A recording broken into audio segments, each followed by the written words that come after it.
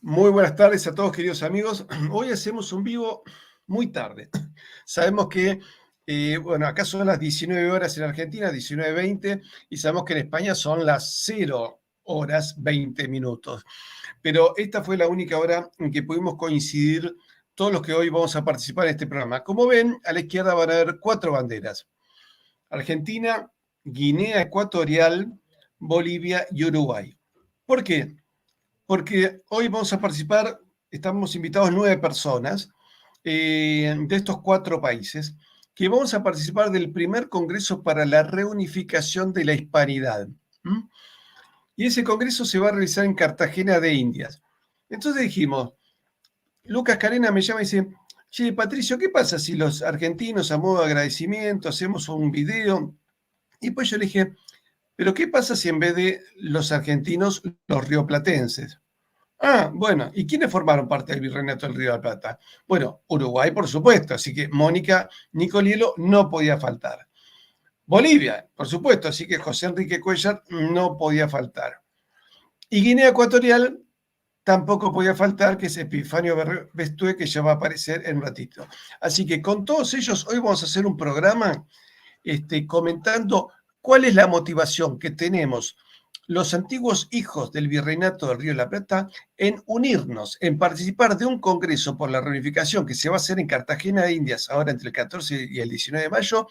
¿Qué es lo que nos une? ¿Qué es lo que nos separa? ¿O por qué nos separaron? ¿Y por qué debemos unirnos? Porque si no nos unimos, de alguna manera, sea confederación, sea un solo Estado, vamos a tener muchísimas dificultades para enfrentar los grandes desafíos del siglo XXI, donde las grandes potencias van a jugar muy duro, muy sucio, muy mal.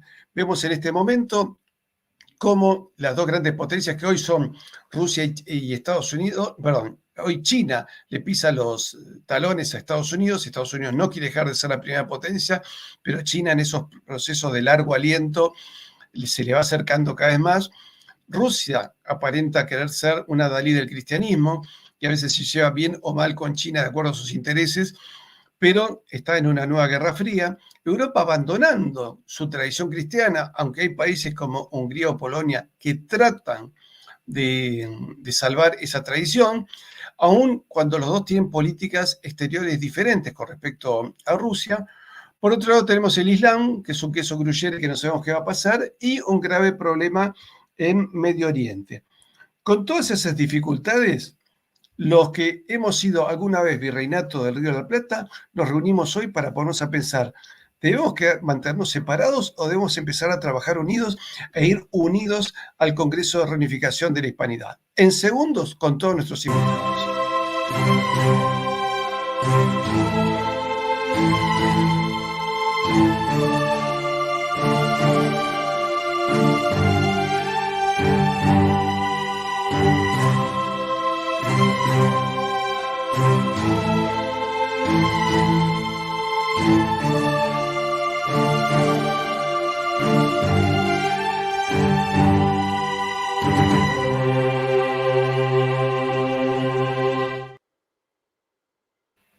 Bueno, no es la primera vez que hacemos algo juntos.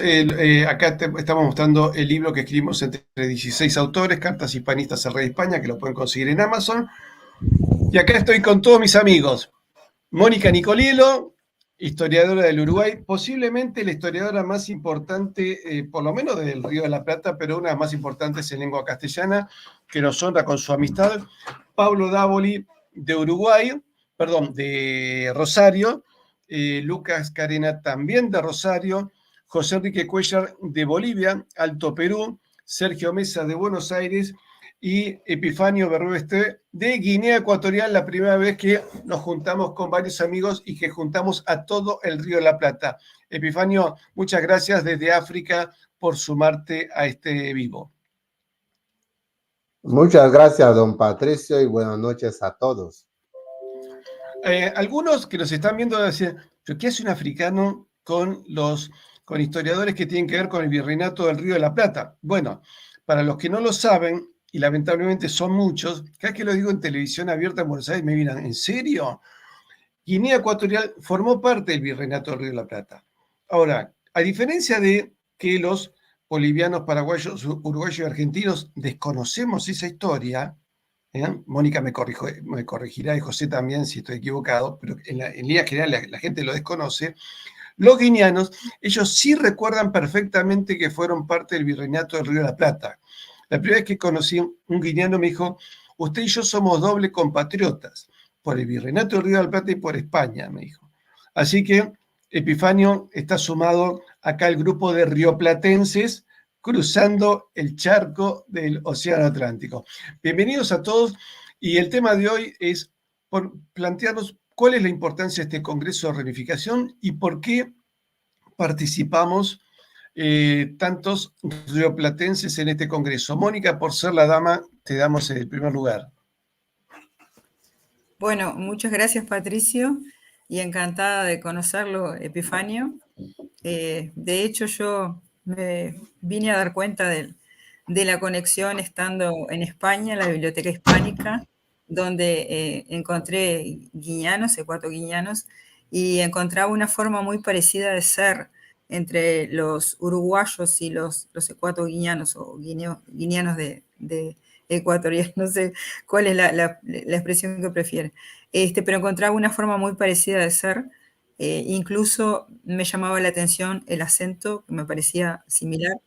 Y bueno, al tratar de interiorizarme de a qué se debía toda esa compatibilidad, esa empatía, eh, vine a enterarme con lujo de detalles de la conexión que había entre el Virreinato de Río de la Plata y Guinea, y que además una expedición que tenía el mandato de hacer la toma de posesión de Guinea después que Portugal la cedía a España, esa expedición había salido de Montevideo. Bueno, y todos los detalles de la misma fue realmente muy, muy motivador conocer eso, nuestros vínculos con África. Bueno, entonces, sí, los consideramos a ustedes hermanos y parte del Virreinato de Río de la Plata, y de la misma manera que todos en nuestros países, repúblicas independientes actuales, fueron parte de una unidad jurídica, administrativa y política, pero que estaba organizada de manera que todas las regiones eran complementarias. Hoy en día nos encontramos con una situación muy difícil porque cada uno de nuestros países funciona como tapón del otro. Y voy a poner el ejemplo de Argentina, que es el que tiene mayor tamaño. Argentina tiene una superficie comparable a la Unión Europea, pero, por ejemplo, tiene dificultades para una salida por el Pacífico, porque se encuentra con Chile tapándose la salida al Pacífico. Y por el lado del Atlántico, que podríamos pensar que es más fácil, sin embargo, una cosa que llama la atención es que el Río de la Plata está dividido en jurisdicciones, de las cuales una parte es de Argentina, la otra parte es de Uruguay, pero cuando Argentina quiere sacar su producción, tiene que pasar por aguas jurisdiccionales de Uruguay, con lo cual entra en la soberanía de otro país, cuando podríamos todos compartir aguas, es decir, soberanía marítima, y que nuestros puertos fueran considerados puertos francos para sacar la producción de donde fuera más conveniente. Esto le pasa también a Bolivia. Bolivia, la región altoperuana, la potencia minera de siempre, es un estado que está taponeado por otros a la hora de sacar su producción, cuando antiguamente no era así, si sacaba su producción al Pacífico por Tacna y Arica. Entonces, lo que estamos viendo es una división política que no refleja los intereses de los pueblos. Los pueblos están divididos, como en el caso también de África, están divididos a pesar de tener vínculos culturales, étnicos en común.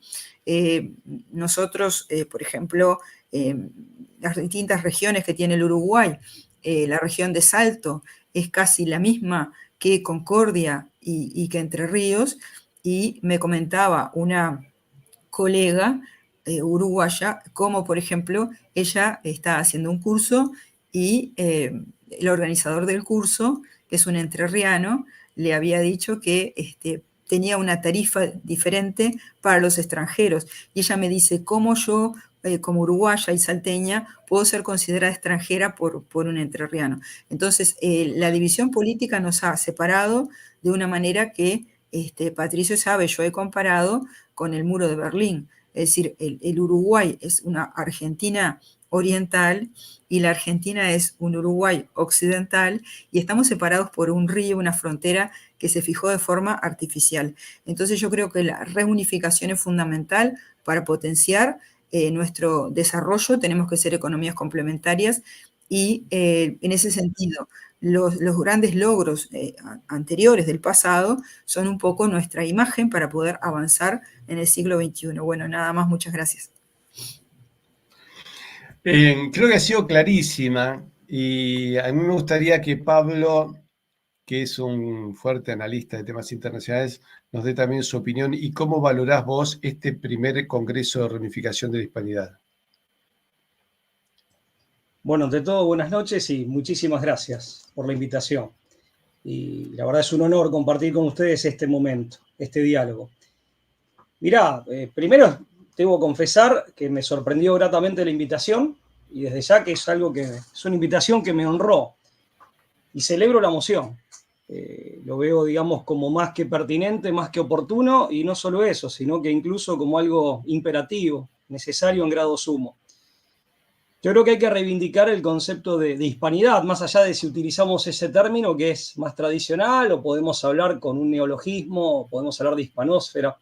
Pero en definitiva tenemos que reivindicar lo que en definitiva es, si tuviéramos que describirlo sumariamente, un ámbito común. Desde el punto de vista estrictamente humano o en el plano, digamos, en el plano sustancialmente humano, la hispanidad, si se quiere, puede ser definida como una suerte de raza del espíritu. De raza del espíritu en el sentido de una constelación de valores compartida, una constelación de creencias y una determinada imago mundi, es decir, una determinada imagen del mundo. También es un estilo de vida, ¿no? Al menos en sus rasgos o en su estructura fundamental. Y eso es compartido por todos los pueblos que componen esa hispanidad, sin perjuicio de sus particularidades nacionales. Esto también lo quiero dejar en claro.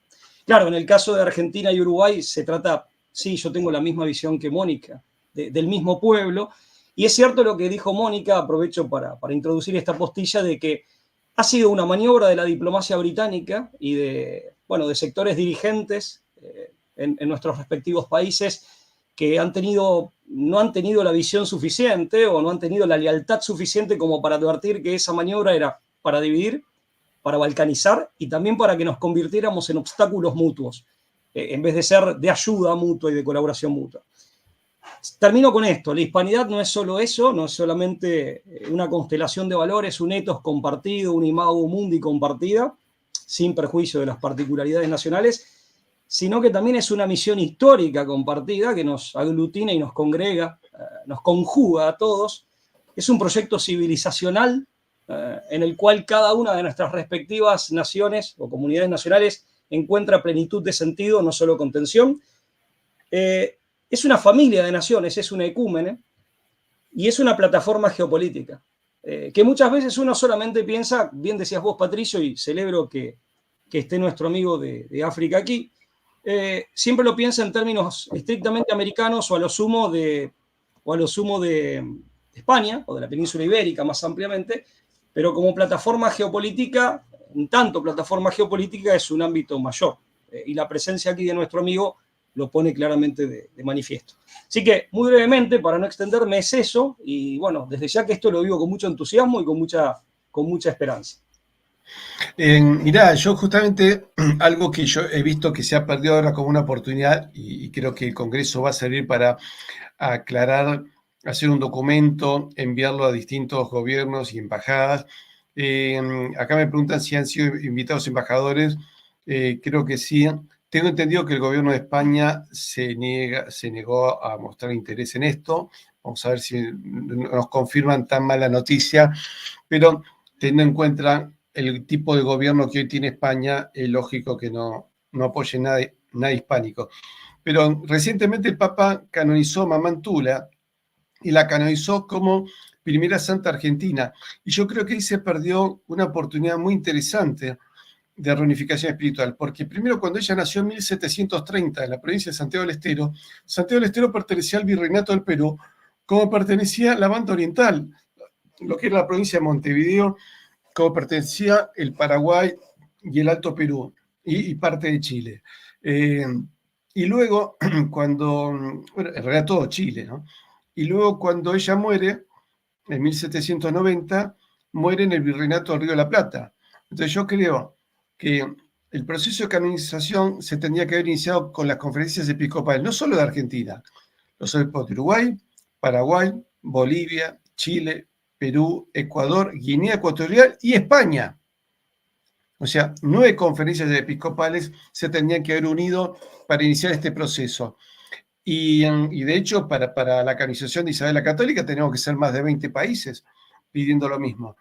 Espero que en el primer aniversario, y algo que yo voy a proponer al Congreso, le pidamos a todos nuestros gobiernos y a las conferencias episcopales que para el aniversario de la canonización de Mamantula participen estos 9 países, estos 9 estados, porque en realidad somos países de un punto de vista jurídico, pero como patria es la misma, porque la verdad, ¿te acordás cuando recorrimos Lima con Pablo y Lucas? La verdad que una sensación de estar en el extranjero no teníamos. No es que decíamos, uy, che, qué raros son los tailandeses, los camboyanos. No, realmente veíamos, digamos, una actitud muy parecida. Nos sorprendió incluso que nos conocieran allá, pero y lo mismo nos pasó en España o nos pasó en Uruguay. Realmente un argentino no puede sentirse extranjero en Uruguay ni a palo, hay que hacer mucha fuerza para sentirse extranjero. Y los uruguayos acá en Buenos Aires, ninguno pasa, uy, mirá, encontré un uruguayo. Es como si dijera, uy, encontré un salteño, pero, viste, o un patagónico, pero no es que uno se encuentra con una entidad cultural distinta, ¿no es cierto? Epifanio, ¿qué hora es en África? Se nos muteó Epifanio. Epifanio, vas a tener que desmutear tu micrófono porque no se te escucha. Pero Epifanio debe tener un horario bastante diferente. Acá son las 19:36. Sí, sí, perdón. Aquí son a las 12 menos 23 de la noche. Claro, casi medianoche. Entonces, mira, te vamos a dar pie a vos por las dudas, no sea cosa que te nos duermas. Y Epifanio, mira que acabo de entrar en casa, bueno, hace rato, es la fiesta patronal Montserrat, hoy es el día de Montserrat. Entonces hay algunas localidades que lo festejan. Aquí es un país cristiano católico, entonces la provincia de Bioko Sur, Lubá, donde se llama Lubá, donde pisó por primera vez un español para tomar posesión de las islas que correspondía a España, que es el Felipe de Santos Toro y Feire, el séptimo conde de Argerejo, es el que primero pisó en el monumento que fue el Lubá, San Carlos de Lubá. Hoy en día se llama San Carlos, se llama Lubá a secas. Era la fiesta patronal de ese lugar. Fuimos allá después de la misa. Los sacerdotes hicieron una recepción porque es la patrona de la iglesia que tienen ahí, la capilla que tienen, Montserrat.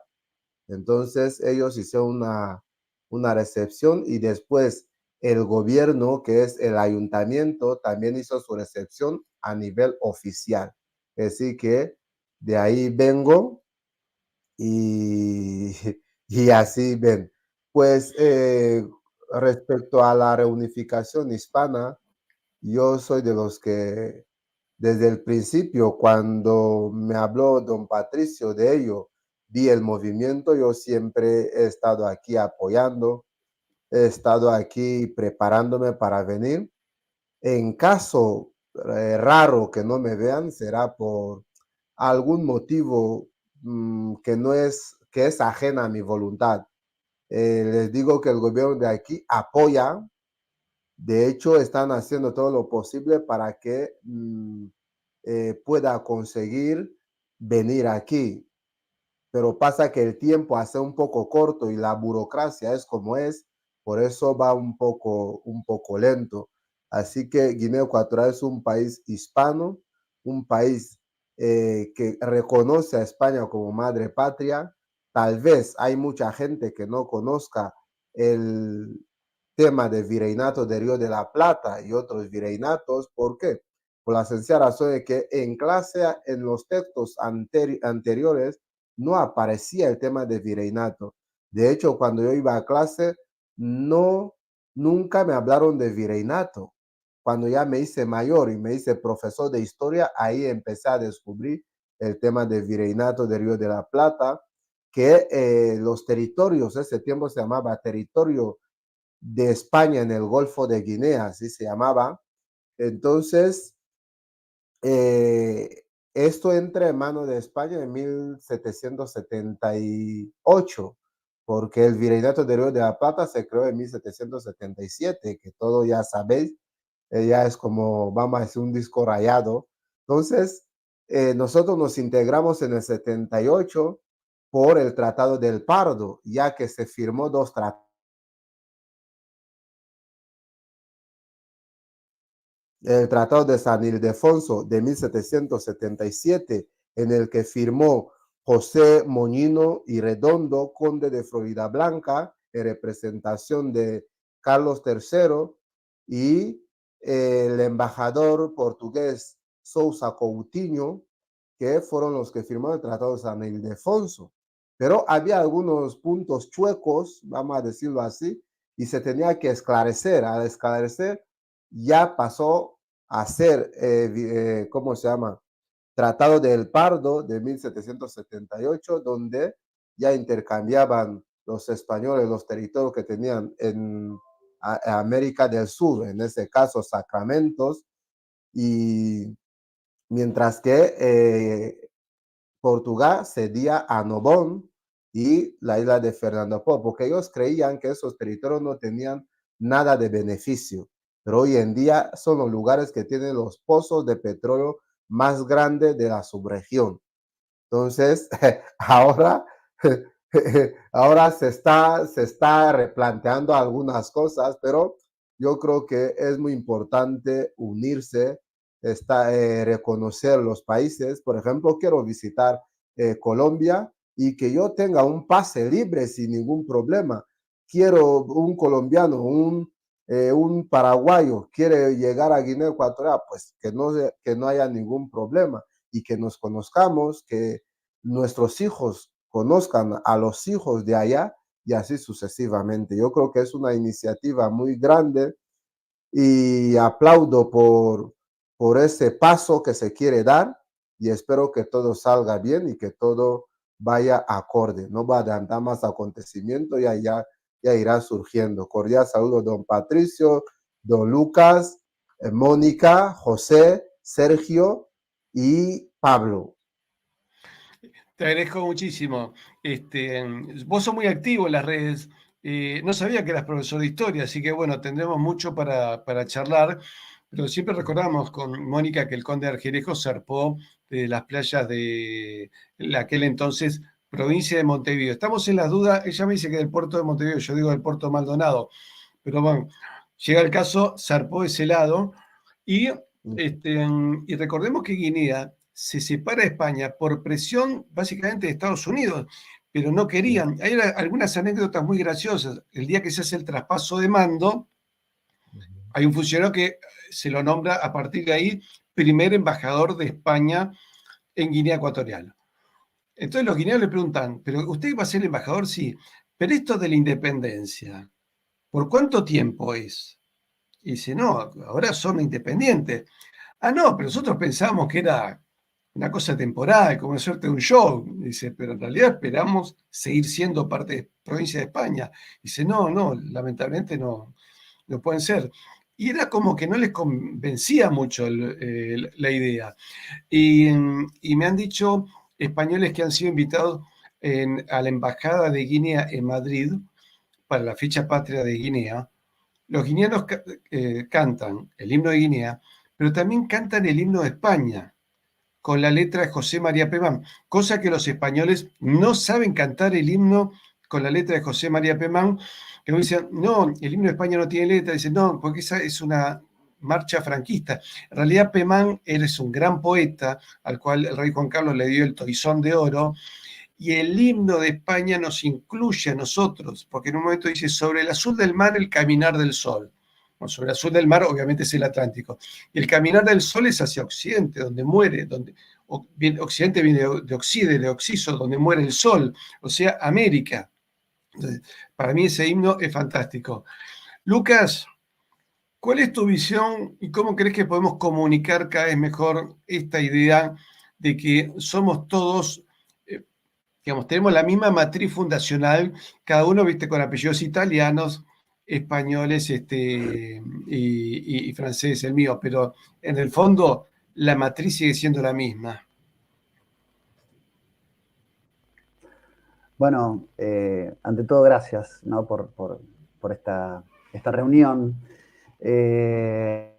Sí, el tema de la comunicación, vos sabés que a mí es lo que me toca. Yo no sé si me escuchan bien porque tenía alguna Perfecto. residuancia en la conexión. No sé Te si me escuchamos están escuchando perfecto. bien, por favor, confirmen. Ah, perfecto. Bueno, Perfecto. me quedo tranquilo. Bueno, no, sí, a ver, lo que nos une, lo que nosotros tenemos que transmitir es el sueño que nos une. El sueño de ver una Iberoamérica, una Hispanoamérica unida, reunificada. Todos los que estamos acá y los que participamos de este congreso tenemos un sueño en el que lo espiritual pueda volver a unir lo que lo político ha dividido, ¿no? Yo no tengo ninguna esperanza que desde acuerdos políticos, desde acuerdos bilaterales, multilaterales, ni siquiera desde zonas de libre comercio, para ser sincero, o por lo menos no va a empezar por ahí, vamos a conseguir una reunificación. Creo que esa reunificación va a ser, es y será siempre espiritual, ¿no? Porque la hispanidad, lo que nos une es obviamente el idioma, ¿no? Nuestra lengua, pero una espiritualidad que sigue vigente y que sigue estando muy fuerte, ¿no? Creo que hay un ataque, una guerra denodada y decidida con esa espiritualidad, ¿no? Porque digamos, Hispanoamérica ha querido ser pulverizada. Yo creo que ha querido ser pulverizada desde el punto de vista identitario como tal, ¿no? Y entonces lo que creo que nos une en esta reunificación, en este congreso, y lo que nosotros podemos transmitir y tratar de contar es la idea, la existencia, ¿no? De esa espiritualidad hispánica que nos motiva, que nos reúne. Vos sabés que cuando te escuchaba hablar de que España no va a brindar ningún apoyo al Congreso, o que las autoridades políticas actuales, pensaba, ¿no? Las palabras de Bismarck, ¿no? Que decía que España es un país fuerte porque los españoles se han dedicado siglos a tratar de destruirla y no han podido, ¿no? Es decir, los mismos españoles han sido los verdaderos enemigos de España, es decir, tiene esas contradicciones. Y en este sentido estamos viviendo quizás la más grande y paradojal de las contradicciones en este momento, porque nosotros lo que queremos es reivindicar lo que fue la obra evangelizadora de España. Esa obra evangelizadora reconocido por todos, incluso por los enemigos de España, ¿no? Napoleón hablaba de la España y de los hispánicos como un redil de chusmas guiados por curas chusmas. O sea, ya Napoleón reconocía que lo religioso era lo que presidía lo español. O sea, ya incluso los que eran ser enemigo de España era ser enemigo de la religión en la época de la Revolución Francesa, ¿no? Entonces, claro, a mí me parece que lo que tenemos que poder transmitir en este congreso y poder contagiar es esa reunificación por vía de la espiritualidad, por el arquetipo del español. Hay un libro maravilloso del historiador Zavala, ¿no? Mexicano, donde hay una cita que les quería compartir sobre Vasco de Quiroga, que fue el primer obispo de Michoacán en ocasión de levantar la catedral de Michoacán, según la traducción de Menéndez Plancarte, que dice así, dice, plugo a la divina voluntad poner al frente de los reinos a la España, dice, a Españas a héroes tan célebres que no solo vencieron a las espadas y máquinas de guerra de los bárbaros, sino que pródigos de su vida y de su patrimonio penetraron en campaña de una gran multitud de cristianos. Dice, por regiones incógnitas y remotísimas, y vencido el monstruo de la idolatría, eso es la evangelización en nuestro suelo, plantaron por todas partes, entre los aplausos y felices augurios, la religión cristiana, el evangelio de la vida, haciendo triunfar universalmente la bandera de la cruz. Eso es España en América, ¿no? Este es un libro maravilloso, se llama Filosofía Política en la Conquista de América, de Silvio Zavala. Tiene unas citas maravillosas, ¿no? Me hace acordar a lo que escribe Manuel García Morente en Idea de Hispanidad, ¿no? Es decir, cómo no se puede divorciar la idea de la hispanidad de nuestra espiritualidad católica. Creo que en eso debemos hacer hincapié, creo que en eso nos tenemos que fundamentar. Creo que ese es el espíritu que nos mueve, ¿no? Menéndez y Pelayo estaba buscando, ¿no?, algunas cuestiones. España evangelizadora de la mitad del orbe, decía, la mitad del orbe. España martillo de herejes, luz de Trento, espada de Roma, cuna de San Ignacio. Esa es nuestra grandeza y esa es nuestra unidad. No tenemos otra. Marcelino Menéndez y Pelayo. Yo creo que esas voces son las que a nosotros nos tienen que poner de pie, porque los enemigos de la hispanidad y de la cristiandad siempre han estado alerta. Y siguen estándolo ahora. El mismo Kissinger dijo hace no mucho, cuando España es importante es también peligrosa. Hablando de España con todo lo que eso conlleva, ¿no? Ese espíritu de España que está en nosotros, que vive en nuestro suelo, ¿no? Entonces, si vos me preguntás, Patricio, ¿qué es lo que nosotros tenemos que lograr en este congreso? Es poder transmitir ese ideario, ese talante, ese tenor, ese tamiz y ese espíritu hispanoamericano.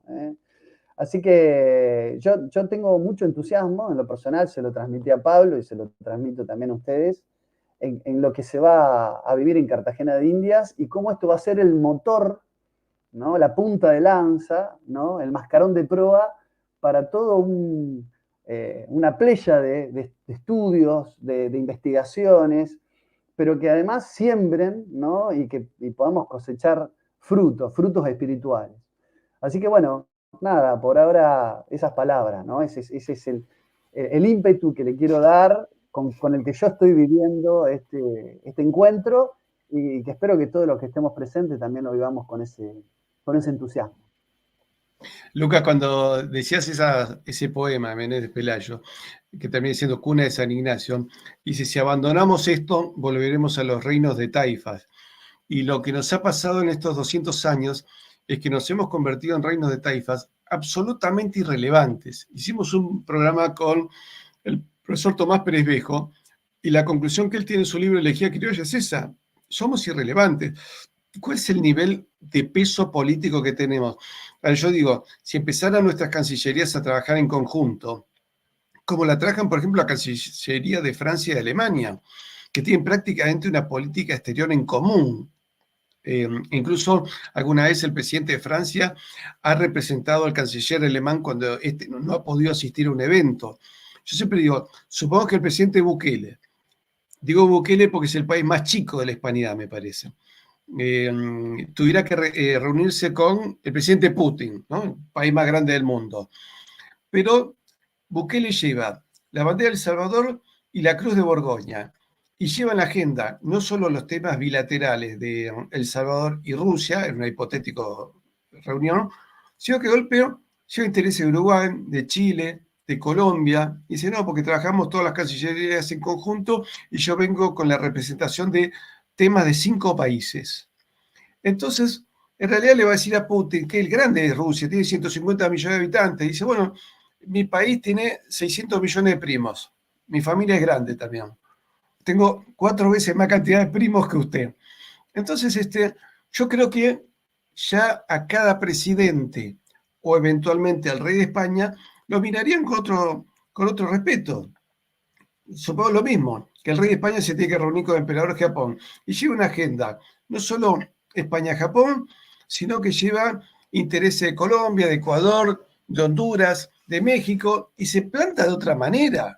Es otro el peso específico. Cuando lo van a atender, a ver, tratemos de atenderlo bien y que no se ofendan, porque en realidad estos pueden descalabrar. Porque lo que pasó con la independencia, se descalabró el planeta en realidad.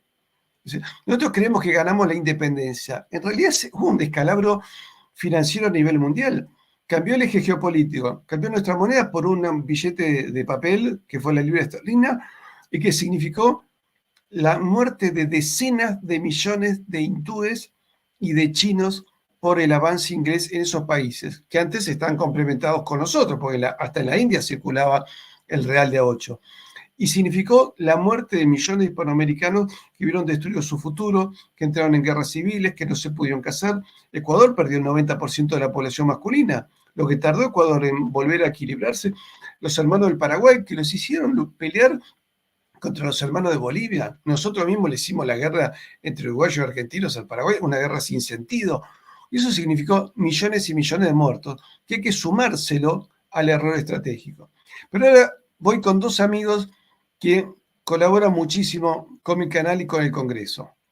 Porque José y Sergio colaboran con el tema de sonido. ¿Vieron la croma que tengo atrás? Eso es mérito de Sergio. ¿Vieron la placa de hoy? Eso es mérito de José. Pero José es boliviano, pero nacido en Tucumán. Y recordemos que en la antigua otrora provincia de Córdoba del Tucumán nació el general Gutiérrez de la Concha, que fue el general más condecorado del ejército de España. Esto, si nos están escuchando españoles, les recordamos que el militar más condecorado del ejército de España nació en estas tierras, donde nació José, Córdoba del Tucumán. El general Gutiérrez de la Concha recibió 9 laureadas de San Fernando. Piense que Millán de Astray tenía 2 y Franco tenía 1. Así que 9 hay que pelear duro y parejo para ganar. Y el regimiento más condecorado de la guerra de lo que llama España Guerra de la Independencia, cuando se liberan de Napoleón, fue el Tercio de Gallegos de Buenos Aires, que a decir los generales de caballería española decían que eran el mejor regimiento de caballería y se disputaban el mando de ese regimiento, fue el que ganó más condecoraciones.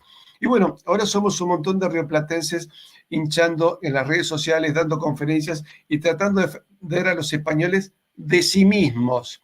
Pero José, vos que sos el más chico del grupo, ¿cuál es tu sentimiento y por qué te sumaste con tantas ganas al Congreso de Unificación haciendo placas? La cantidad de aportes que ha hecho en materia de diseño, José, es impresionante.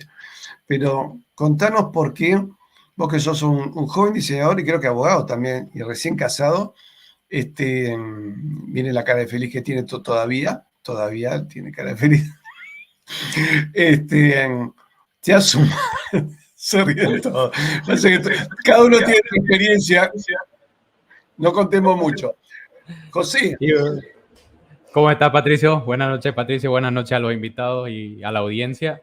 Mira, como yo soy el más chico del grupo, no manejo tantos datos, ¿no? Ni por asomo como manejan el resto de invitados, ¿no? Así que a mí no me queda más que remitirme a la evidencia, ¿no? A lo que entra por los ojos, a lo que entra por los sentidos. A mí me parece que el haber nacido en Tucumán y haber vivido la mitad de mi infancia en Tucumán y después pasarme a Bolivia, que fue en 2008 que yo llegué a este país, causó una desconexión total, ¿no? con los sentimientos nacionales que hay acá, ¿no? Entonces, recuerdo que al momento de cantar los himnos y de todos los actos cívicos que aquí a los que asistíamos aquí, yo no sentía realmente nada, ¿no? Entonces, fui siempre muy crítico con todo los contenidos de la música, con los contenidos de lo que se contaba en la historia, ¿no? Y nunca me gustó mucho tanto lo que se contaba aquí en Bolivia como lo que recibía de Argentina, ¿no? Entonces esa desconexión parece que fue un gancho para que yo pueda llegar al pensamiento hispánico, que es el que manejo, y hoy le debo confesar que me siento muy gustoso de haber escuchado las ponencias que me antecedieron, ya que me parece que estamos muy orientados en el mismo espíritu, ¿no? Que es ese espíritu de evangelización que evocaba en su poema Menéndez Pelayo, que es el de la doctrina católica, ¿no? Y yo creo que es la doctrina de Santo Tomás de Aquino, ¿no? El realismo. Yo les comparto ahora unas líneas que muchos la deben conocer, que es el himno no de Bolivia, pero sí de Santa Cruz de la Sierra, una ciudad que está al lado de donde yo vivo. Yo estoy en Santísima Trinidad, pero este es el himno de Santa Cruz de la Sierra, justo al lado. Y miren nada más cómo empieza: bajo el cielo más puro de América, y en la tierra de Ñuflo de Chávez, o sea, está entregando esa tierra, ¿no? al conquistador Ñuflo.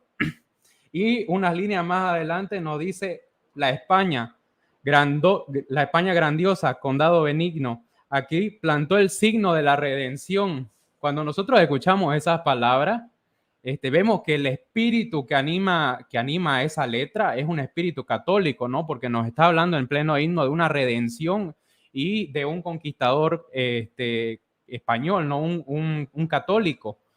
Entonces, si uno ve eso que está plasmado y vigente, como decía Lucas, y que es el espíritu, como decía nuestro amigo Pablo Davoli, que es el que nos une, y al ver, como les decía, la bandera que tiene cromada aquí atrás Patricio, esa bandera no tiene en sí misma un sentido de español como un puro idioma, sino que en esa bandera está plasmada sangre de cristianos, ¿no? Sangre de un apóstol, sangre apostólica.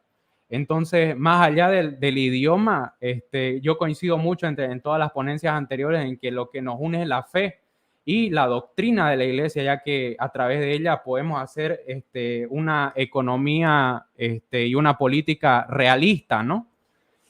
Siempre que escucho yo los resúmenes y los análisis de la economía que tenían nuestro virreinato, veo que es un análisis que está lejos y apartado de toda ideología, ya que en un territorio se está estructurada la economía de un orden, justo al lado tiene otro orden, entonces una ideología que es un molde que está destinado a hacerlo a rajatabla así, no funcionaría, ¿no? Es compatible con lo que ha sido en la historia de España, ¿no? Y de todos nuestros países. Entonces, eso es lo que a mí nunca me cerró al mirar la historia de Bolivia, al mirar la historia de Argentina, y al no tener, ¿no? ese tan arraigado ese nacionalismo, ya sea desde Argentina o de Bolivia. Entonces yo lo que hice fue remitirme a lo que enseña la iglesia, y en esa apologética que estuve ejerciendo, también me tocó toparme con la leyenda negra, ¿no? Entonces, a través de todo ese bagaje fue que llegué al pensamiento hispánico, pero siempre poniendo por delante no el habla de español, no el idioma español, sino la fe que fundó ese reino, ¿no? Eso es lo que yo he visto a lo largo del tiempo, y en este congreso tenemos una oportunidad de mirar hacia el pasado, y tomar lo que sirvió, y que sirvió de una forma maravillosa, ¿no? Tanto que fuimos potencia y que fuimos un país posicionado en el orbe, y no fuimos insignificantes como somos muchos países ahora, ¿no? Una cita que siempre traigo a colación, que es el norte, a mi juicio, de lo que debemos hacer, como poniendo la mira en este proyecto, es una cita del Papa León XIII, me parece, si no me equivoco, y nos dice, no se levantará la sociedad si la iglesia no pone los cimientos y dirige los trabajos. No, la civilización no está por inventar, ni la ciudad nueva por construir en las nubes. Ha existido, existe, es la civilización cristiana, es la ciudad católica. No se trata más que instaurarla y restaurarla sin cesar sobre sus fundamentos naturales y divinos, contra los ataques siempre nuevos de la utopía malsana de la revolución y la impiedad. Omnia instaurare in Christo. Esta es la carta Notre Charge Apostolic. Y eso es lo que debemos hacer, y esa es la oportunidad que tenemos en este congreso de utilizar esta punta de lanza, ¿no? Para poner poner un golpe sobre la mesa con todos los países unidos y decir, aquí estamos y esto es lo que vamos a hacer para solucionar todos estos desafíos que tenemos de cara al futuro. Eso quería compartir, Patricio.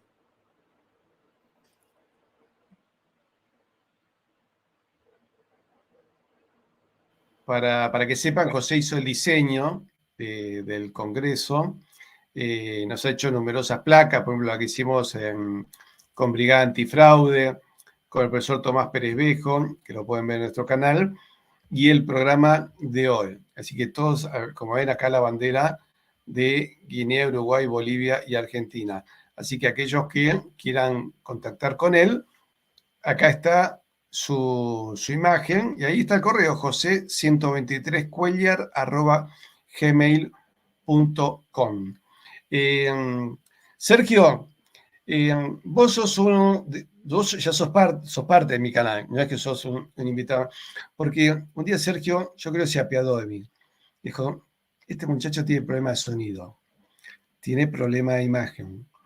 Y un día me dijo, me voy a tu casa. Y se cayó en casa, creo que lo esperábamos con media luna, porque vengo a arreglarte y se puso, le metió mano a los equipos y nos mejoró muchísimo el sonido.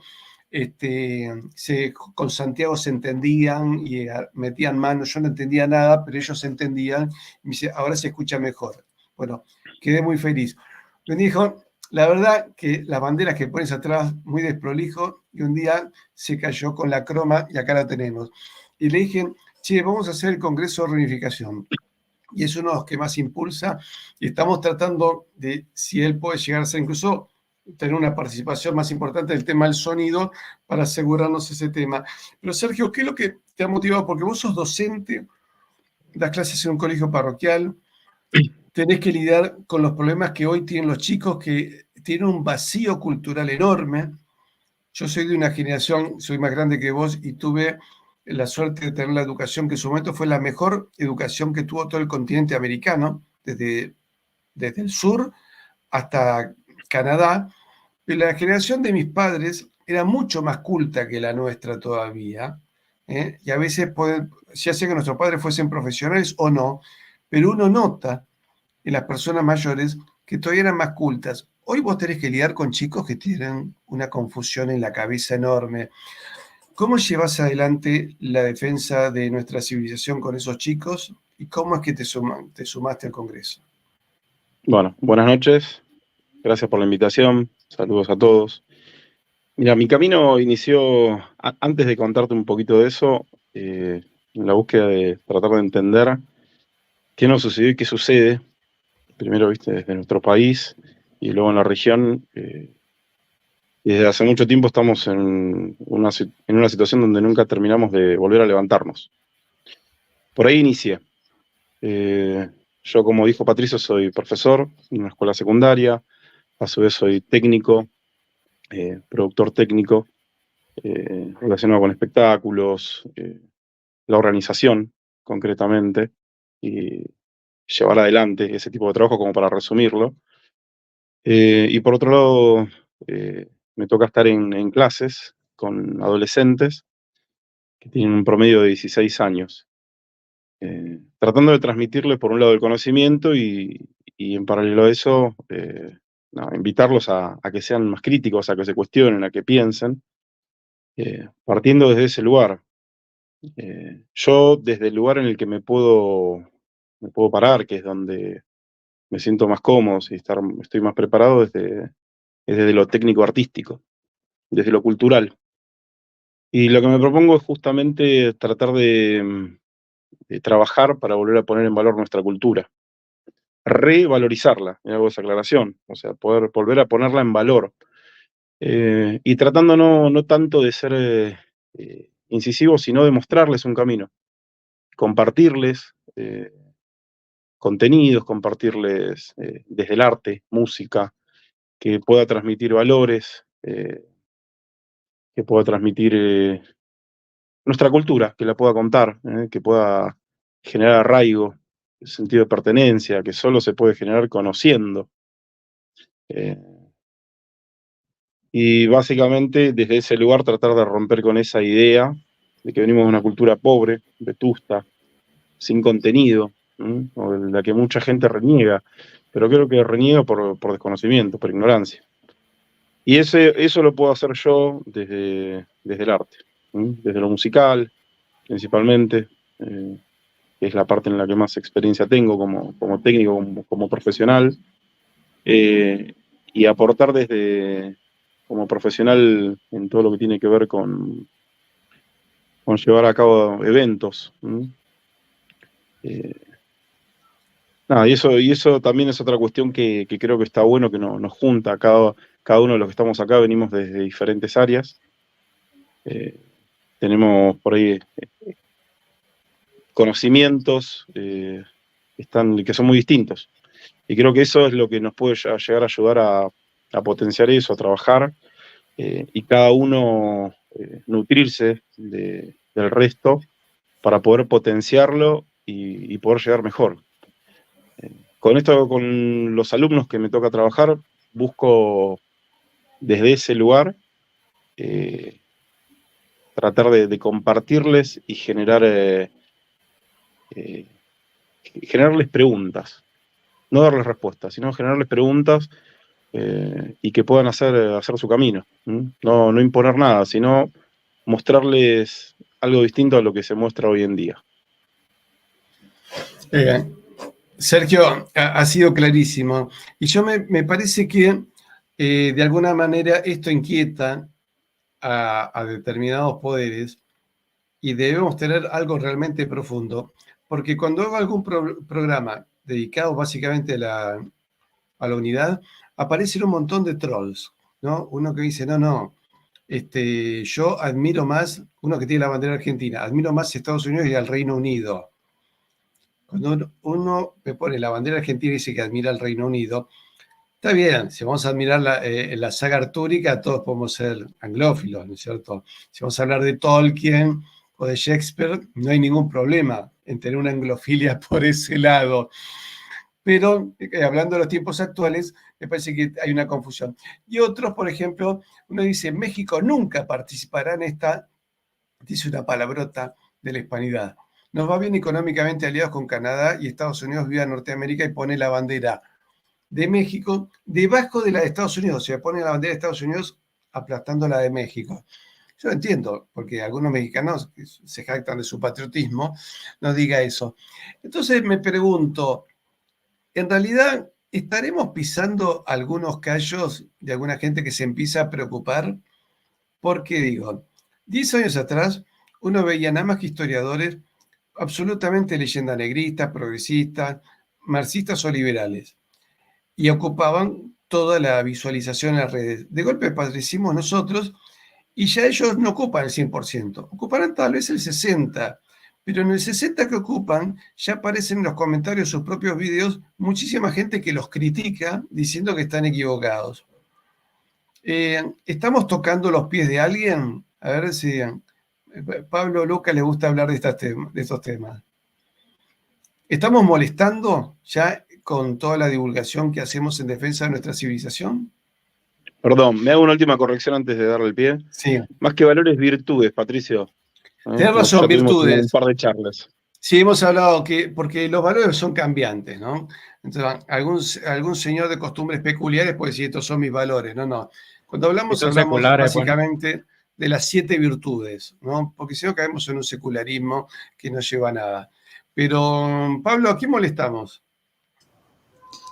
Yo creo que hay varios. Hay mucha tela para cortar, como alguno de los compañeros aquí en esta tertulia virtual manifestó. Se me ocurre que sí, que hay un despertar, pero sí hay algo que además hay un despertar que todavía, digamos, no ha hecho masa crítica, pero tampoco está tan lejos de lograrla. Ese es un primer punto. Gracias a una utilización de las redes que no era la prevista, al menos no por quienes han establecido estos sistemas, ¿no? Esta infraestructura tecnológica. Eso en primer lugar. Y en segundo lugar,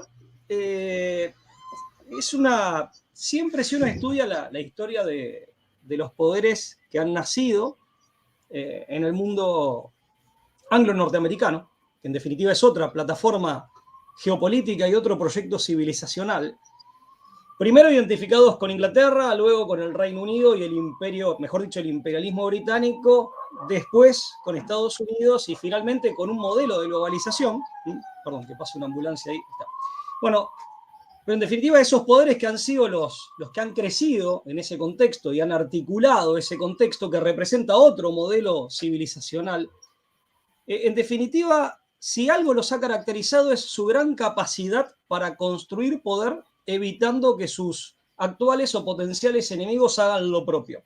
Y en ese sentido, sobre todo los británicos, como han construido poder desde la debilidad, eso lo explica bien Marcelo Gullio, nuestro coterráneo argentino y rosarino Marcelo Gullio, como Inglaterra en particular inicialmente supo construir poder desde la debilidad, ha desarrollado una magistral destreza en detectar el potencial ajeno y abortarlo antes de que crezca.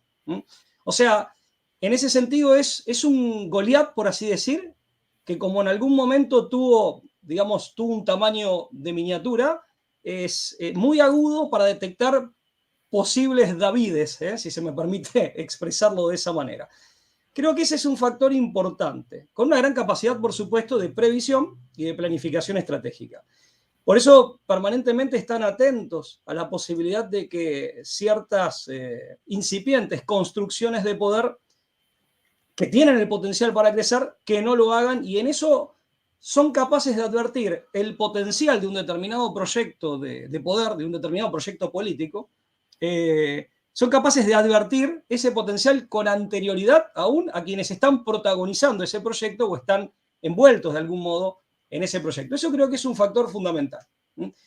Me imagino que hay otros, seguramente hay otros, pero creo que ese es fundamental. Y agrego uno más, y le dejo la palabra a Lucas, porque hay mucho más para agregar, pero como un aporte que hago, también es cierto que el rey está desnudo y es muy difícil mantenerlo por mucho tiempo más oculto, sin que nadie delate abiertamente esa situación. O sea, estamos en un contexto de crisis, con un orden mundial que de orden tiene solo el nombre. O sea, como todo sistema o como todo estado de situación eminentemente injusto y sustentado no solo sobre intencionalidad aviesa o sobre intenciones aviesas, sino sobre concepciones que son eminentemente falsas o erradas, es profundamente inestable. Y las peores consecuencias de este estado de situación, porque llamarle orden casi que es una falta de respeto, el orden no puede ser sino justo, y esto es bien agustino, pero creo que es de sentido común también, ese estado de situación y los peores efectos que arroja son muy difíciles de disimular. Por más que se fabrique un enemigo, por más que se diga que este es el menos malo de los mundos posibles, ya no el mejor. O sea, el rey está desnudo y es muy difícil mantener acallados a quienes quieren señalarlo o a quienes ya de pronto se están dando cuenta de que como mínimo algo huele a podrido, y no solo en Dinamarca, ya que lo citabas a Shakespeare. Eso es lo que se me ocurre como reflexión para compartirles. Pablo, ¿de qué vas a hablar en el Congreso de Cartagena? Mirá, voy a hacer una especie de mini presentación, en realidad no es presentación, es mini resumen de mi penúltimo libro, que está vinculado a la temática de la hispanidad, es Leviatán y el Imperio Dormido. Es mi penúltimo libro que lo publicó Editorial EAS. De paso quiero públicamente agradecerle a Editorial EAS el año pasado. Es una editorial española, pero que ya tiene, digamos, tiene representaciones en distintos países de Hispanoamérica. Entonces lo que voy a hacer es un resumen de esta modesta obra que, bueno, que tuve el atrevimiento de escribir. Ese es un poco el tema.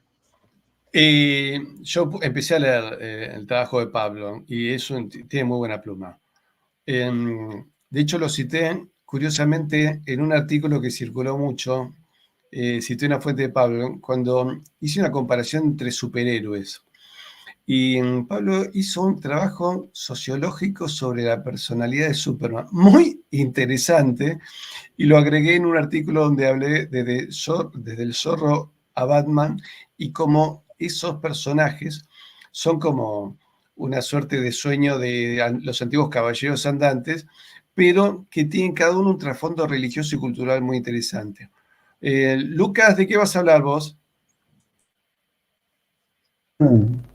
Bueno, ahora te cuento, agrego una pequeña postilla a lo que preguntaste, si estábamos haciendo ruido y si estamos molestando con esto. Vos, antes del vivo, estábamos hablando, Patricio, vos y yo, y habíamos llegado a la conclusión de que nosotros seguimos siendo una minoría, pero antes éramos una minoría silenciosa. Ahora somos una minoría que intenta por todos los medios ser silenciada, que no es lo mismo. Vos hablabas de los trolls, de cómo aparecen. Creo que somos una minoría que está haciendo ruido, ¿no? Y está empezando a molestar. Que es mucho, es un montón, ¿eh? Las voces oficiales de la historiografía de pronto se empiezan a encontrar con comentarios que desde una perspectiva parecida a la nuestra empiezan a ser contestatarias, ¿no? Responden, contestan. Y eso se ha logrado por trabajos de difusión, digamos, como el que estás haciendo vos, Patricio, desde tu canal, ni hablar, pero en general son cada vez más, ¿no? Los actores que están empezando a mover eso. Y yo creo que hay inquietud, hay miedo.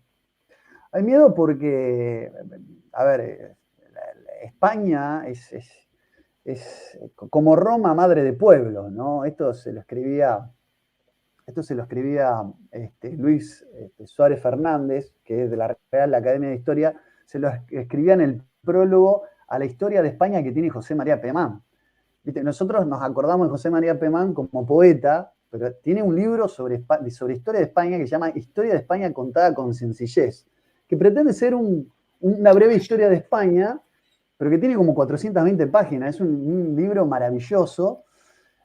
Y efectivamente, es decir, el temor que tiene, obviamente, el imperialismo británico, la anglosfera, es que resurja esa España madre de pueblos, como madre de pueblos. O sea, en el prefacio le escribe una cosa maravillosa. Le dice: España ha sido como Roma madre de pueblos. De ella nacieron las corrientes que hacen, como años después recordaría el Papa, que la mayor parte de los católicos al dirigirse a Dios lo hagan en español. Recuerda eso. Hoy la mayor parte de los católicos cuando se dirigen a Dios lo hacen en español gracias a España. La historia de España se torna incomprensible cuando se prescinde de América. Fue allí donde echó raíces y muy profundas, atrayendo lo que las culturas indígenas tenían de valor a fin de convertirlas, al igual que estaba haciendo con las personas que las componían. De ahí llega esa nueva imagen del mundo capaz de romper los horizontes.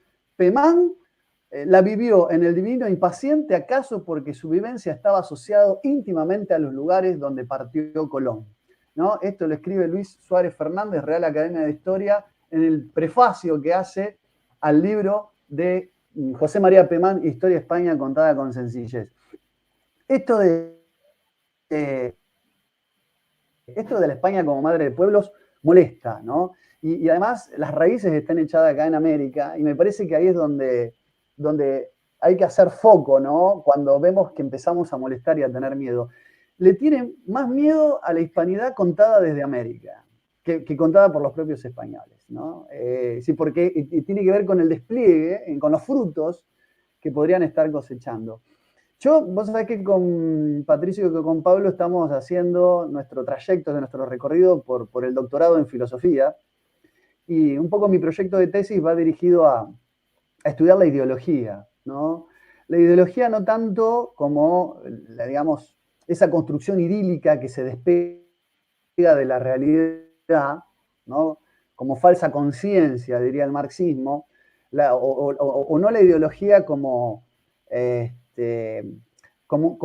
esa cuestión que se contrapone a lo real, ¿no? Como se ha tratado de entender a la ideología, ¿no? Sino como la construcción de un discurso. Entonces, en el trabajo de la construcción discursiva, cómo se puede instalar una idea, yo voy a hacer una serie de reflexiones. Tengo pensado eso, primeramente, no descarto también preparar alguna otra cosa, pero cómo se ha forjado y cuáles son los basamentos de la leyenda negra. Es decir, cómo se nutre y de qué se nutre la construcción de la leyenda negra contra la hispanidad. ¿Cuáles son los elementos, los lugares comunes? ¿Cómo se ha armado desde el punto de vista discursivo, que es un poco mi especialidad, la leyenda negra para ser luego inoculada, para ser luego metida en el imaginario colectivo? Voy a ir por ese lado, ¿no? Así que bueno, esperemos que sea un aporte es decir, tenemos que romperla, para lograr la reunificación tenemos que romper lo que nos divide, que es la leyenda negra. Estoy seguro que sí. Mirá, una vez hablamos con María Elvira Rocabareda sobre un libro que encontré, y le pregunté, ¿lo tenés? Sí, también, El Antejovio, que es un libro que ya habla difama a España en el siglo XV, creo que es. Y lo escribe un soldado que dice, ve esta gente que está diciendo estas cosas, que ocurrieron en Flandes, o acá, o allá, pero no ocurrieron nunca, jamás hicimos estas barbaridades que están diciendo. Y lo escribe un hombre que está indignado con el discurso que le están inventando, y España nunca supo contraatacar. O sea, fíjate que lo que estamos haciendo por el momento es a la defensiva. Si nosotros nos pusiésemos a hablar de los crímenes de Inglaterra en la India y pasásemos a la ofensiva, ya veríamos a los ingleses que empiezan a salir, en vez de, allá serían que inglesistas, tratando de defender Inglaterra, pero ¿cómo harían para defenderlo? Pues simplemente pondrían un manto de silencio, como han dicho los historiadores ingleses, que ellos dicen, las derrotas inglesas las conocemos, pero no las enseñamos, ¿cierto? Comentando un historiador inglés con un historiador argentino sobre la derrota inglesa en Buenos Aires. Ellos decían, no, nosotros sabemos que perdimos en Buenos Aires, pero no la enseñamos. Y me decían otro argentino que un día Las dos derrotas, Patricio. Las dos derrotas en Montevideo y Buenos Aires. Son dos derrotas, no son una. Y en Buenos Aires, y con ayuda de soldados que llegaron del Paraguay, de Chile, del Alto Perú, y armas que llegaban de Lima. Pero vos sabés que en una embajada inglesa en Europa Oriental, por los años 60, me contaba un argentino que estuvo invitado, y se encuentra en el descanso de una escalera como una fuente de plata muy grande, que decía con un homenaje al general Beresford, vencedor de Buenos Aires. Entonces él amablemente le dijo a los ingleses, digo, perdón, acá creo que hay un pequeño error, ¿no? ¿Por qué? Porque Beresford invadió Buenos Aires, pero fue derrotado. Bueno, pero primero venció. Sí, bueno, venció. Y estuvo un tiempo, sí, 45 días. Pero después lo derrotamos. Ah, sí, pero él primero ganó. Vencedor de Buenos Aires. Y al almirante Vernon también, como él conquista los fortines adelantados de Cartagena de Indias, ponen, Vernon conquistó Cartagena hasta donde llegaron sus buques. Nunca dicen la derrota. La guerra de Malvinas para ellos no comienza el 2 de abril, porque el 2 de abril el almirante Busser, que fue creo que, no sé, el último y el único almirante que los derrota a los ingleses, él los derrota el 2 de abril. Bueno, entonces para ellos la guerra de Malvinas comienza el 4, el día que zarpa la flota. Todo es así, realmente son maestros de la mentira. Bueno, algún día tenemos que empezar a contar los crímenes de los ingleses en buena parte del mundo, y realmente ahí serán ellos los que se tengan que agarrar la cabeza. Mónica, ¿de qué vas a hablar en el Congreso? Bueno, un poco como decía Pablo, voy a presentar mi libro.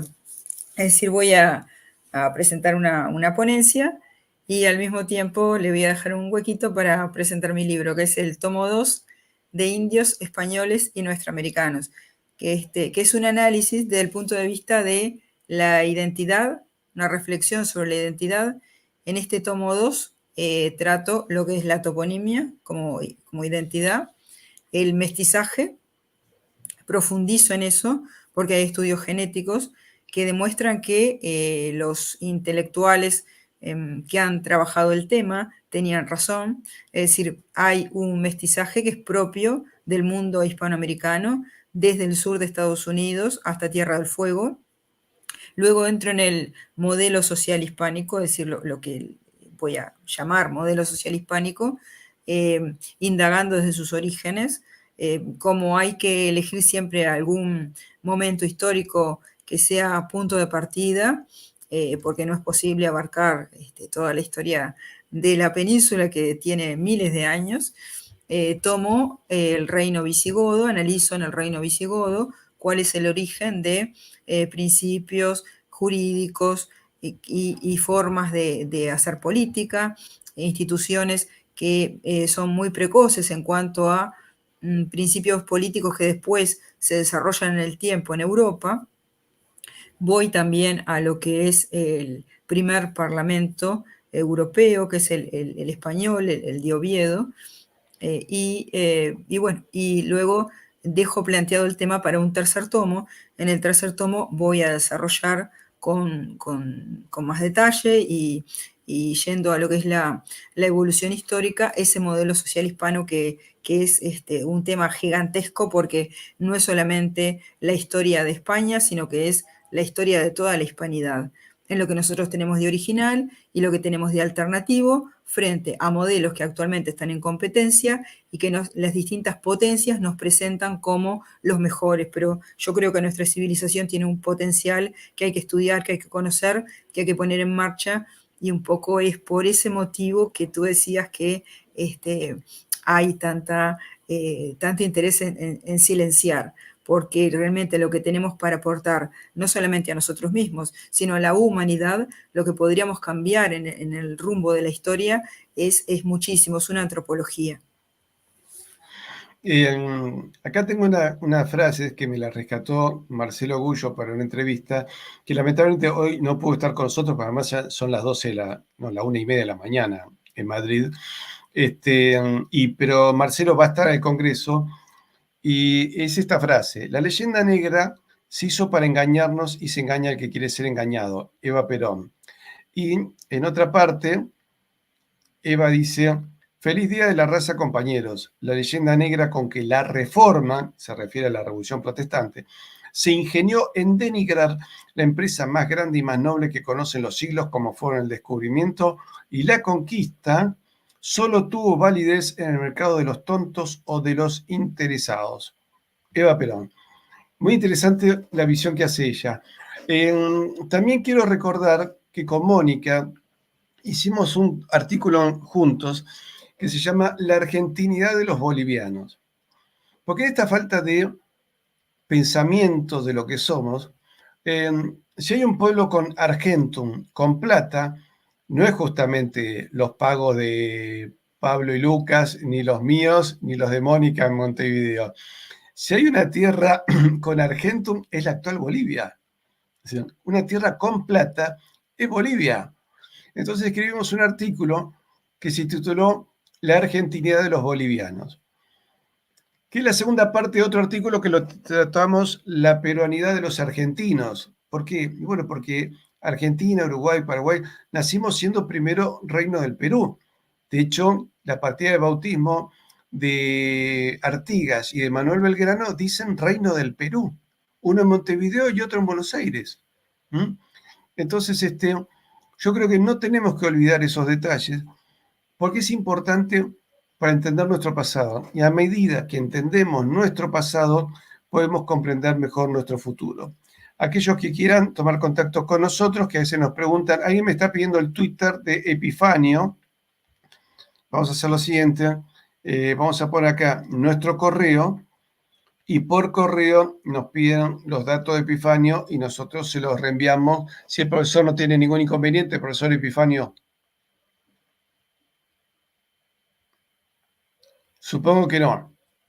No, no tengo inconveniencia. Estoy aquí para cualquier aporte. No hay inconveniencia. Sergio me dijo que se tenía que ir. Sergio, te agradezco mucho que hayas estado con nosotros y todo lo que has colaborado con nuestro canal, que es mucho, ¿no? No es poco, es muchísimo. Así que, Sergio, muchísimas gracias por haber estado con nosotros. Gracias a todos, saludos y a seguir trabajando. Muchas gracias, nos vemos en Cartagena. Profesor Epifanio, quisiera saber cuál va a ser su ponencia en Cartagena. Sí, mi ponencia se titula Las huellas del legado español en África. Ahí va a versar el tema en unos puntos específicos, haciendo un recorrido de cómo es que Guinea Ecuatorial viene a ser parte de España, todo el proceso que hubo, y tocar un poco el tema de Sahara Occidental, que ha sido tomado por Hassan II en 1975 mediante la Marcha Verde. Entonces, eso hay que especificarlo bastante, ya que me he percatado que muchos países siguen considerando Sahara Occidental como si tiene la lengua española ahí. Sigue siendo un lugar español, pero Hassan tuvo que cambiar el idioma a el idioma árabe, que es lo que ellos hablan ahora. He tenido la suerte de hablar con uno de ellos mediante Zoom y estamos hablando al respecto porque esa persona estaba ya en Guinea Ecuatorial, trabajaba en una empresa de construcción de puertos, entonces vio mi canal y ahí empezamos a platicar. Estaba en Annobón, entonces yo ya estuve aquí en Malabo. Ahí hablamos un ratico y así quedamos. Entonces quería hacer un poco, matizar un poco esos puntos y hacer ver también el apoyo que tenemos para la reunificación de la hispanidad. ¿Por qué? Por la sencilla razón de que al ser el único país de habla hispana en África, es bueno tener la presencia ahí y dar un poco, decir el por qué eso está ocurriendo. Porque si nos fijamos aquí en la administración pública, en clase, en la iglesia, en cualquier lugar del mundo, de cualquier punto que vayamos, el español es lo que nosotros hablamos. Está el resto de lengua, que es el Pichinglis, que es para más los criollos, y también especificar un poco algunos personajes que han luchado bastante para mantener la unidad hispana, es decir, la autonomía o la provincialización, que no ha sido posible, porque, como decía el profesor Patricio, había dos grupos aquí, había dos grupos en Guinea Ecuatorial en tiempo de la independencia. Había un grupo que quería una independencia, vamos a decir, no querían independencia, blanco en botella leche, no quería independencia, y hay un grupo que sí quería independencia, pero una independencia como autonomía, y otra parte que quería una independencia total.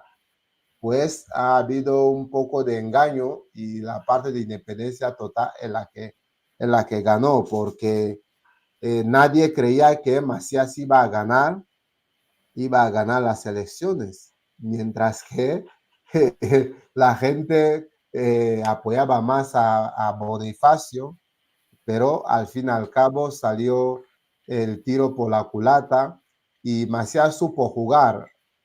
Habló con los de la Unión Bubi y la Unión Fernandina que les dé su voto en la segunda vuelta, y eso es lo que hace que Macías gane. Y luego también hablar un poco de la época cuando se prohíbe el español en Guinea Ecuatorial, porque llegó un tiempo que ya no se podía hablar español, ya no se podía comer pan, no se podía comer sardina, no se podía, nada que es producto español. Pero lo raro es que él mismo en su casa comiendo pan y comiendo sardina, pero la misma población les prohibía. Ahí es cuando también nos cambian de apellido. Por ejemplo, mi nombre autóctono, de ser que yo que esto seguía, pues yo sería Menejo Pidezuzebalin Betuetu Jutasma, que es mi nombre completo de pila de forma tradicional. Y también un poco hablar de algo peculiar que tiene el annobonés para el resto de los que viven en Guinea Ecuatorial, que son los Bisio, los Fan, los Bubis y los Fernandinos. Nosotros, por ejemplo, celebramos 2 Navidades, 2 Años Nuevos, 2 fiestas de cada. Por la sencilla razón, porque usamos un antiguo calendario y tenemos nuestra religión tradicional, que esa religión viene a ser todo lo mismo que el catolicismo, pero no se comulga. Y el sacristán mayor, para ser sacristán mayor, debe estar casado canónicamente. algo un poco raro de explicar. Debe estar casado canónicamente para poder ser sacristán mayor, que es lo que se llama sanguitán.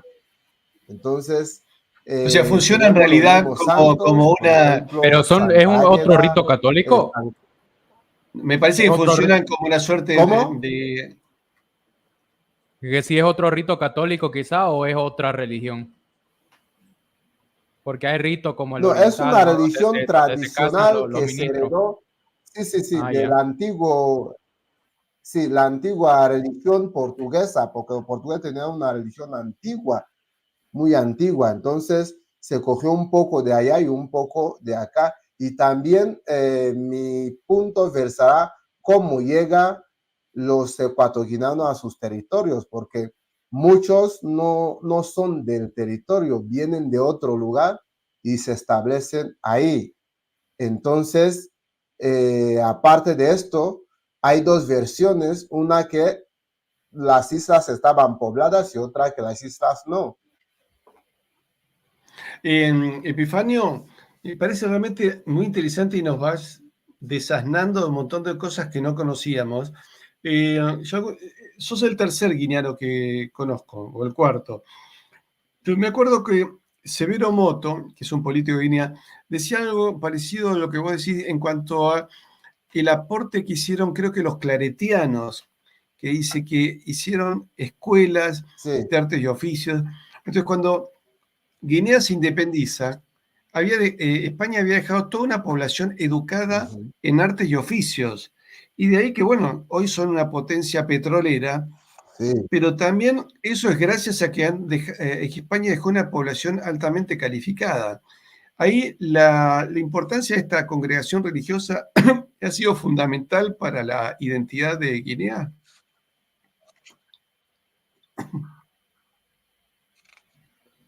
Epifanio. Sí, cuando España se va, deja infraestructura, deja... Sí, ¿me escuchan? Perfecto, perfecto. Decías que deja infraestructura. ¿Me escuchan? Sí, te escuchamos. Me parece que no nos escucha. Después Sí, la veo. digo que España dejó legados aquí. Por ejemplo, ¿Sí? Sí, te estamos escuchando, Epifanio. ¿Te escuchamos? digo que España dejó legados aquí. ¿Me escuchan bien? Perfecto, seguí, por favor. Sí, sí. Decía, sí. Ah, ok. Digo que España dejó legados aquí. Saben que era la época también de los reyes bubis. Sabe que España se centró más en la isla de Bioko y algunas partes de la región continental. Entonces, había un grupo de reyes bubis que no querían la presencia española. De hecho, había un montón de conflictos entre ellos. Uno de los más radicales fue Sasi Ewera, que era el lugarteniente de Rey Moocata. Rey Moocata tenía dos hijos, Malabo Lopelo Meleque y, ¿cómo se llama? Bioko. Pero cuando muere Rey Moocata, pues su lugarteniente se autonombra como sucesor, no permite que su hijo gobierne. Y el rey Malabo era uno que le gustaba a los españoles, era uno de los que estaba a favor de los españoles. Ya estamos entrando en la época del Tratado de París de 1900, cuando Francia y Alemania achican el territorio, los territorios que tenía España. Entonces, se reduce de 180,000 kilómetros cuadrados que le correspondía, que se reconoció en la conferencia de Berlín, a 28,052 kilómetros cuadrados. Entonces, 28,052 kilómetros cuadrados, por lo que es la época que entraba Rey Malabo también como rey de la isla de Bioko. Entonces, al aceptar a los españoles, pues podemos encontrar que se ha construido en Santa Isabel la residencia del gobernador. También se construye la escuela para los indígenas y ya se crea la Carta de Emancipación de los negros de Guinea Ecuatorial. Ya hay un edificio para el patronato de indígena y ya en la época del franquismo ya se construye 3 misiones, una curaduría, también tenemos una sesión donde ya hay una norma para la concesión de tierras y así sucesivamente. Por eso van a ver que muchas veces hablamos de colonia española, otras veces hablamos de provincialización, otras veces hablamos de autonomía, porque hubo escala después del Virreinato de Río de la Plata, pues pasó en la Revolución de Mayo de 1810 y toda la fragmentación, pues ahí empieza la colonización tras la pérdida de Cuba, Filipinas. Entonces, ya se tiene en cuenta esos territorios y ahí forma ya la colonización. Después, en 1958, empieza ya la provincialización. Ahí es donde ya el guineano ya usa el DNI para ir a España. Usan la misma moneda, que es peseta española. Guinea se usa peseta española, España se usa peseta española. Y después, ya en la autonomía, ya en el 64, que ya es la autonomía, el gobierno ya es nativo, entonces ya se usa peseta peseta guineana, que era equivalente a una peseta española. Podía llevar la peseta guineana a España y te servía para hacer la compra. Entonces, esas épocas fueron las épocas doradas para España y con su territorio en África. Después de la independencia, se creía que la cosa iba a seguir así y llegó como llegó. De hecho, tengo un video donde hablo del régimen de Macías, donde explico de forma detallada cómo pasó todos esos acontecimientos. Si hay algo que quieran saber más o se pueda añadir, pues aquí estoy a vuestras órdenes. Yo sé que, mira, una cosa que siempre me quedé pensando, que cuando se produce la Revolución de Mayo, en Buenos Aires podía haber negros libres, negros esclavos o negros funcionarios, porque había gente que iba de Guinea hasta Buenos Aires. Ahora, cuando se produce la Revolución de Mayo de 1810, que se hace supuestamente en nombre del rey Fernando VII, Buenos Aires se olvidó de Guinea inmediatamente. Y Guinea quedó, bueno, unida a España. Creo que igualmente los ingleses cada tanto bloqueaban a Guinea para que no pudiesen venir refuerzos, o sea, para que España no hiciese pie en Guinea. Pero, porque en el fondo los puertos son donde se abastece una flota.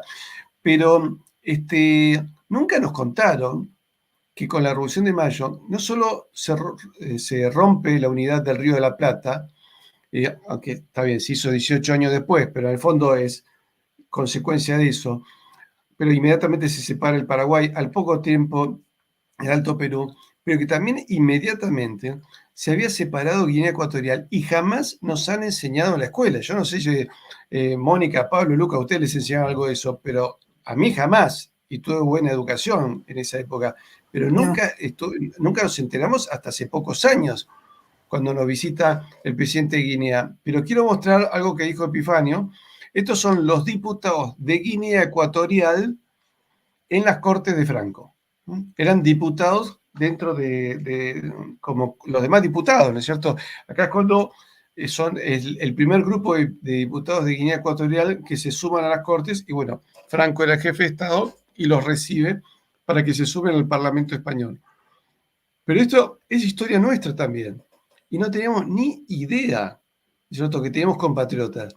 Pero lo que pasa es que en realidad, así como muchos creen que la independencia fue una guerra de Argentina contra España, y no, que en realidad fue una guerra civil entre criollos, y se asombran cuando ven que los generales realistas eran o criollos, americanos o indios. Entonces, ¿cómo puede ser eso? Claro, me imagino, el argentino de menos generaciones tiene como un choque en eso, ¿no?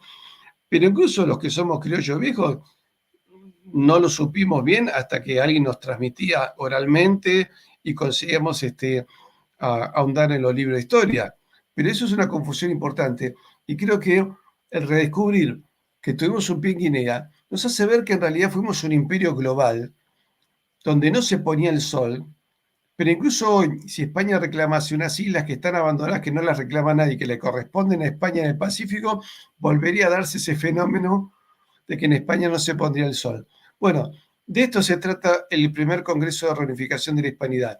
Yo le pido a todas las personas que estén interesadas que se comuniquen con nosotros. Hemos puesto, acá me están preguntando nuevamente cómo comunicarse conmigo. Puse 20 veces el correo, acá está, info@comunidadhispanista.com. Y aquellos que quieran colaborar con nuestro trabajo, con nuestro canal, lo puedo hacer a patreon.com/Patricio Lons, y el Bizum para aquellos que quieran donarnos algo para el viaje, porque vamos a tener evidentemente muchísimos gastos para llevar adelante, pero esperamos llevarlo adelante. Creo que nos podemos despedir con un gran sentimiento de optimismo. Compartimos todos el mismo optimismo y el futuro encuentro en Cartagena. Totalmente, Patricio. Recuerdo esas palabras, esa idea que teníamos, ¿no? del antiguo reino que giraba en torno a la luna del imperio, el sol del papado, ¿no? Y esa es nuestra esperanza. Y así es. Miren, quiero compartir con ustedes una imagen. Esta es una boxeadora chilena, no española, Teresa Baos, que es campeona mundial, pero como es de Valdivia, del sur de Chile, y en el sur de Chile utiliza la Cruz de Borgoña, ella en su pantalón tiene esa bandera, y cuando le dan el título, no se embanderó con la bandera chilena, se embanderó con la Cruz de Borgoña. O sea, curiosamente, cómo quedan todavía resabios de tradiciones en nuestros pueblos. Así que, queridos amigos, nos vamos con la imagen del Congreso. ¿Algo más que nos quieran decir, además del perro que está opinando? Bueno, muchas gracias por este programa tan cálido y que hemos tenido la posibilidad de conocer a nuestros compañeros participantes de distintos países. Bueno, muchísimas gracias a todos. ¿Alguien más quiere decir algo antes de irnos? Bueno, muchísimas gracias a todos por haber... Así, dale, Lucas. No, que me encantó este encuentro, aprendí un montón. Yo mientras lo escuchaba al profe Epifanio, la verdad que la África hispana es una materia pendiente, uno la toca de oído y aprende un montón. Y acabo de descubrir una infidencia que Malabo, la capital, se llamó anteriormente Santa Isabel, por Santa Isabel de Portugal, Santa Fe... Isabel de Aragón, entiendo que... Santa Isabel de Hungría. O sea, ¿cómo será esto del imperio? Santa Isabel de Hungría, que es antepasada igualmente de Hungría. De los reyes de Portugal y de España. Sí, la isla de Bioko fue cambiado de nombre a lo largo del tiempo. Fue descubierto por Fernando Po, pero Fernando Po quiso poner el nombre Formosa y así se llamó, Formosa. Pero luego la gente sacaron Formosa y pusieron Fernando Po. Y después, a honor de la reina Isabel II, se puso Santa Isabel. Como sabrán, después que se llamó Isla de Bioko, los ingleses tomaron esa isla. Lo tomaron, tal como los holandeses tomaron Annobón, pues los ingleses tomaron la isla de Bioko. Estuvieron mucho tiempo porque estaba abandonado. Cuando España viene a activarse, ¿qué es lo que hace? Pone a un comerciante como el gobernador. Entonces, ahí es cuando empiezan a españolizar los lugares otra vez y ponen el nombre de Santa Isabel. Después de Santa Isabel, hoy en día se llama porque tiempo de los ingleses se llamaba Clarence City, el nombre del conde de Clarence. Entonces, ya Santa Isabel, después de Santa Isabel, viene a llamarse Malabo, pero tiempo de Macías, cuando prohibió todos los nombres españoles, puso Macías, el nombre de la isla. Y luego después, cuando se volvió a españolizar, ¿sí? Se quedó la isla de Bioko, que es una historia bien larga. Epifanio, realmente conoces muy bien tu historia y tu tradición y nos has dejado con un entusiasmo. Creo que cuando nos encontremos en Cartagena te vamos a sentar en el medio y te vamos a tironear un brazo cada uno para que nos cuentes toda esa historia, porque realmente es descubrir en vos un hermano perdido, porque lo que estamos descubriendo es eso, un hermano que no sabíamos y alguien dice, che, mira, este hermano habla como vos, piensa como vos, ¿pero dónde es? No puede ser. Sí es. Vamos a los papeles. Uy, es cierto, es un hermano.